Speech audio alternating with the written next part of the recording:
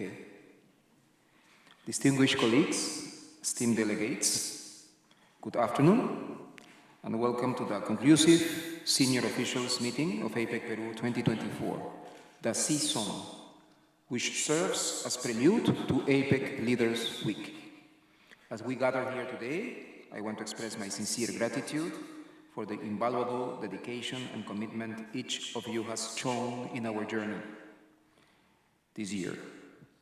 From our meeting last December in Lima during the I-Zone to the first ministerial meeting in Arequipa, where we achieved early consensus on key deliverables, we have moved together with purpose, bound by our commitment to APEC's core values.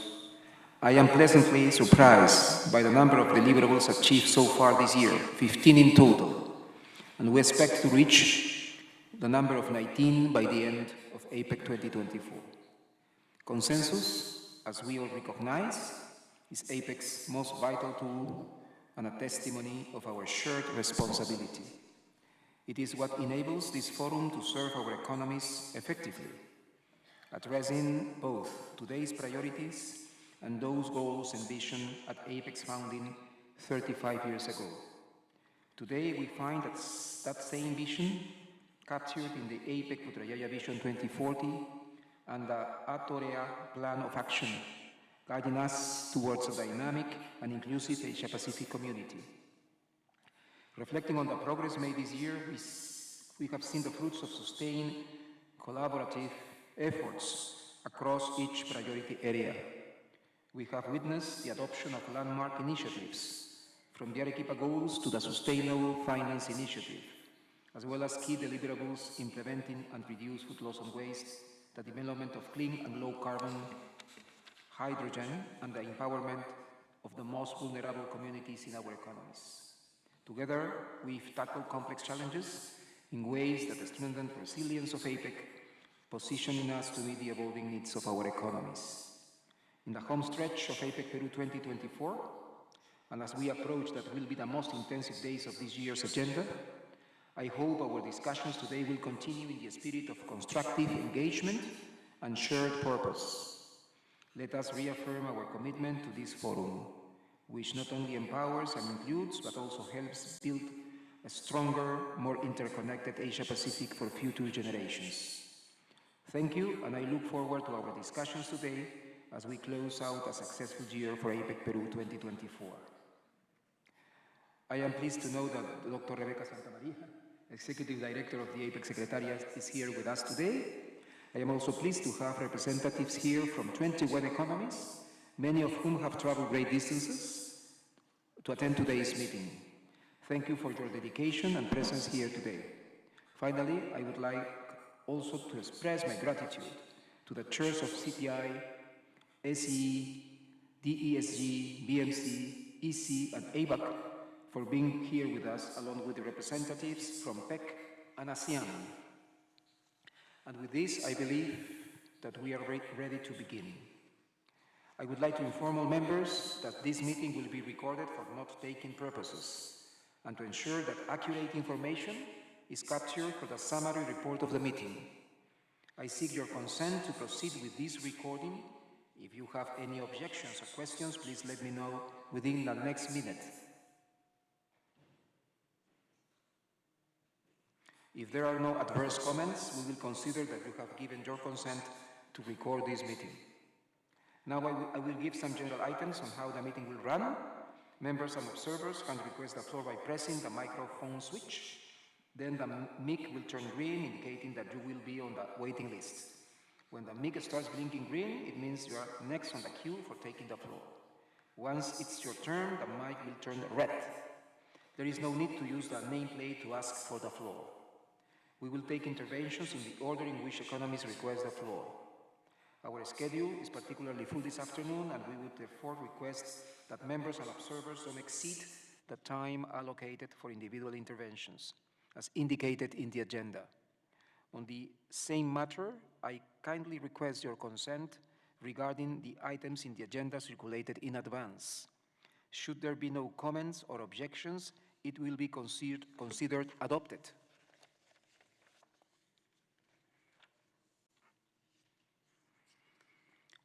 Since no adverse comments have been raised, we will assume your consent to the agenda and begin the meeting with the first session, focusing on the scene setter for the 2024 APEC Economic Leaders Week.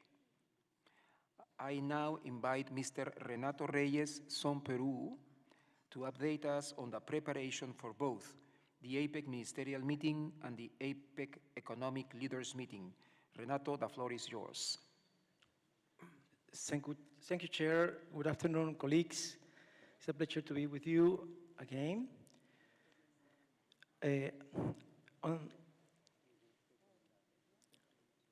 On Thursday, November 14th, in this very room, we are excited to host the 2024 APEC Ministerial Meeting. The topics align with our key priorities and are set to be thoroughly discussed.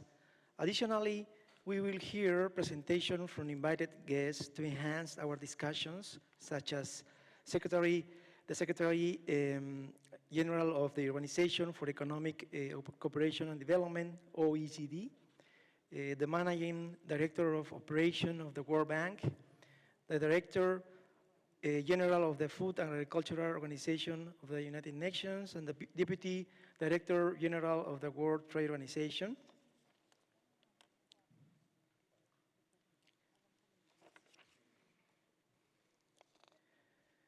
The first session, focusing on innovation and digitalization to promote the transition to the formal and global economy, will explore how innovation, digital technologies, and policy measures can support this transition.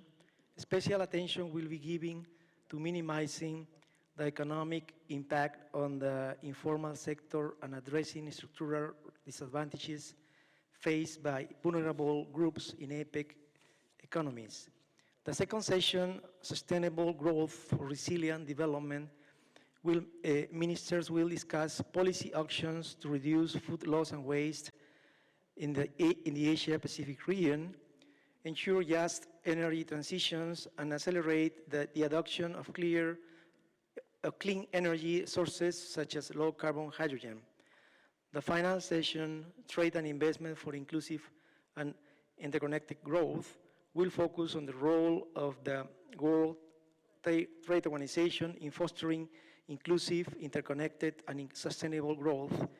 APEC ministers will also discuss how the free trade area of the Asia-Pacific agenda can prioritize these principles while addressing key trade and related issues.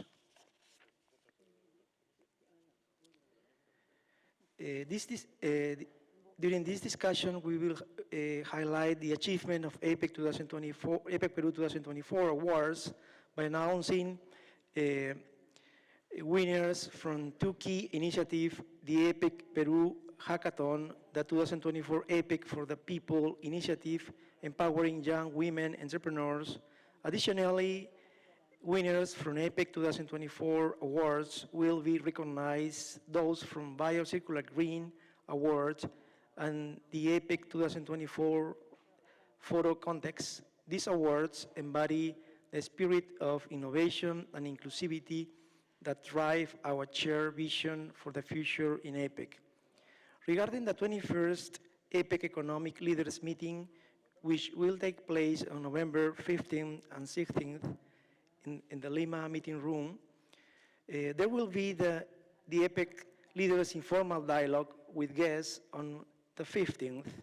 During this session, APEC leaders and guests will be invited to respond to two guiding questions.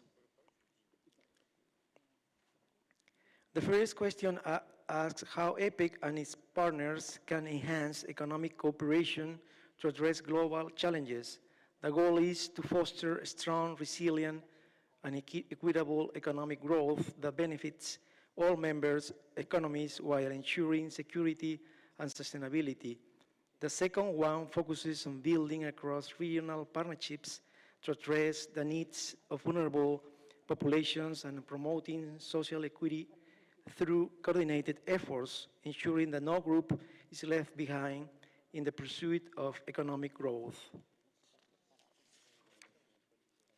On November 16th, the economic leaders retreat will focus on identifying practical measures that economies can adopt to implement innovation and digitalization as key drivers for transitioning to a formal and global economy.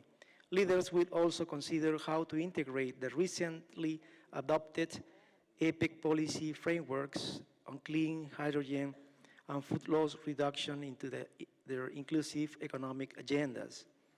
These discussions aim to ensure that APEC remains relevant in the face of global challenges, with policies that continue to benefit both member economies and their citizens. The overarching goal is to encourage economies to adopt innovative, sustainable, inclusive, and practices while strengthening APEC's role in global economic recovery and growth. Thank you, Chair. Thank you, Renato.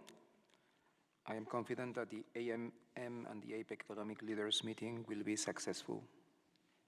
With that, I am now pleased to turn the floor over to Mr. Carlos Kuriyama, PSU Director, to present on the APEC Regional Trend Analysis. Carlos, the floor is yours. Thank you very much, Chair. Good afternoon, senior officials and colleagues. Thanks for the kind invitation to take the floor and provide an overview of the current economic trends from the Asia-Pacific perspective. So we have here points to highlight this time. The first one is that we are expecting the APEC region to grow by 3.5% this year, even though we are facing some economic and geopolitical headwinds that are moderating the pace of growth for the next few years. The second point is that trade in APEC has shown sign of recovery. This is good news. However, there are some rising trade restrictions that could reverse this positive development, and it could also intensify policy uncertainties. The third point is about higher metal prices that are reflecting two things. The first one is increasing demand from some certain new technologies, but also, in particular, in terms of gold and silver, it reflects that investors are using metals as a hedge against increasing uncertainties. And the final point is about sustainability, and we have two issues there. The first one is that we noticed that energy demand from new technologies is forecasted to more than double in the medium term, and also that aging populations are expecting to shrink labor force and also raise fiscal pressures. As I said earlier, that turn into life. We are the river that flows through an eternal, diverse, and fascinating jungle. We are the sea that indulges us with countless resources. We are thousands and thousands of years of history. We are tradition.